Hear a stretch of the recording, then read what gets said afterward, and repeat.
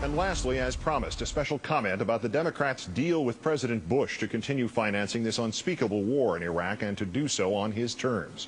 It is, in fact, a comment about betrayal. Few men or women elected in our history, whether executive or legislative, state or national, have been sent into office with a mandate more obvious nor instructions more clear. Get us out of Iraq. Yet after 6 months of preparation and execution, half a year gathering the strands of public support, translating into action the collective will of the nearly 70% of Americans who reject this war of lies, the Democrats have managed only this. The Democratic leadership has surrendered to a president, if not the worst president, then easily the most selfish in our history, who happily blackmails his own people and uses his own military personnel as hostages to his asinine demand that the Democrats give the troops their money. The Democratic leadership has agreed to finance the deaths of Americans in a war that has only reduced the security of Americans. The Democratic leadership has given Mr. Bush all that he wanted, with the only caveat being not merely meaningless symbolism about benchmarks for the Iraqi government, but optional meaningless symbolism about benchmarks for the Iraqi government. The Democratic leadership has, in sum, claimed a compromise with the administration, in which the only things truly compromised are the trust of the voters, the ethics of the Democrats, and the lives of our brave and doomed friends and family in Iraq. You, the men and women elected with the simplest of directions, stop the war, have traded your strength, your bargaining position, and the uniform support of those who elected you for a handful of magic beans.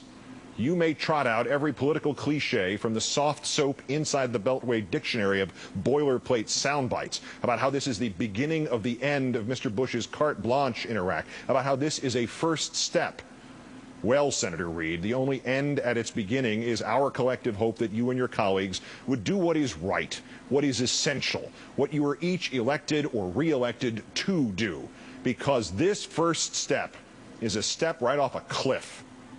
And this president, how shameful it would be to watch an adult hold his breath and threaten to continue to do so until he turned blue. But how horrifying it is to watch a president hold his breath and threaten to continue to do so until innocent and patriotic Americans in harm's way are bled white. You lead this country, sir. You claim to defend it. And yet when faced with the prospect of someone calling you on your stubbornness, which has cost 3,431 Americans their lives and thousands more their limbs, you, Mr. Bush, imply that if the Democrats don't give you the money and give it to you entirely on your terms, the troops in Iraq will be stranded or forced to serve longer or, what, have to throw bullets at the enemy with their bare hands? It is moronic. We have defunded wars before, sir, and this isn't even close to a true defunding. No harm has come to our troops. How transcendently, how historically pathetic any other president from any other moment in the panorama of our history would have, at the outset of this tawdry game of political chicken, declared that no matter what the other political side did, he would ensure personally, first, last, and always, that the troops would not suffer. A president, Mr. Bush, uses the carte blanche he already has, not to manipulate an overlap of arriving and departing brigades into a second surge, but to say in unequivocal terms that if it takes every last dime of the monies already allocated, if it takes reneging on government contracts with Halliburton, he will make sure the troops are safe, even if the only safety to be found is in getting them the hell out of there. Well, any true president would have done that, sir. You instead used our troops as political pawns, then blamed the Democrats when you did so. Not that these Democrats, who had this country's support and sympathy up until 48 hours ago, have not earned all the blame they can carry home. We seem to be very near the bleak choice between war and shame, Winston Churchill wrote to Lord Moyne in the days after the British signed the Munich Accords with Germany in 1938. My feeling is that we shall choose shame and then have war thrown in a little later. That's what this is for the Democrats, isn't it? Their Neville Chamberlain moment before the Second World War. All that's missing is the landing at the airport with the blinkered leader waving a piece of paper which he naively thought would guarantee peace in our time, but which his opponent would ignore with deceit. The Democrats have merely streamlined the process.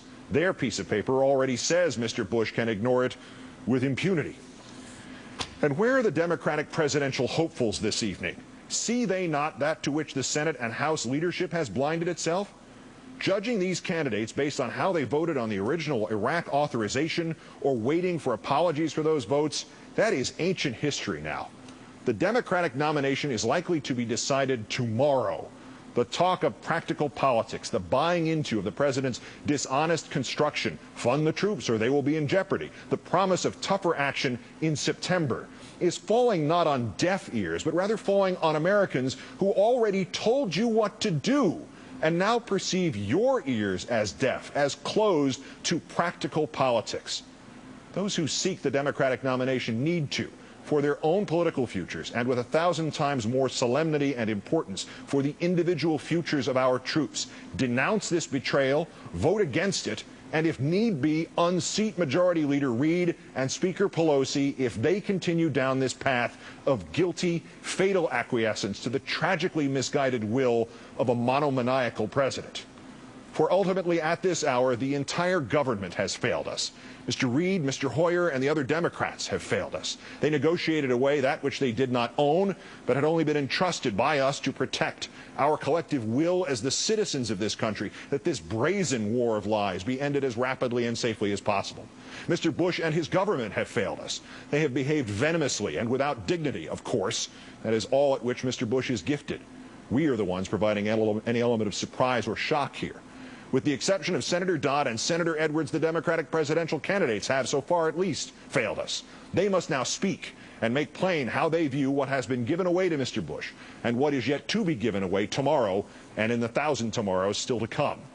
Because for the next 14 months, the Democratic nominating process, indeed the whole of our political discourse until further notice, has, with the stroke of a cursed pen, become about one thing and one thing alone. The electorate figured this out 6 months ago. The president and the Republicans have not, doubtless will not. The Democrats will figure it out during the Memorial Day recess when they go home, and many of those who elected them will politely suggest that they stay there and permanently. Because on the subject of Iraq, the people have been ahead of the media, ahead of the government, ahead of the politicians for the last year or 2 years, or maybe 3. Our politics is now about the answer to one briefly worded question. Mr. Bush has failed. Mr. Warner has failed. Mr. Reid has failed. So, who among us will stop this war of lies? To he or she fall the figurative keys to the nation. To all the others, presidents and majority leaders and candidates and rank-and-file congressmen and senators of either party, there is only blame for this shameful and bipartisan betrayal. Good night and good luck.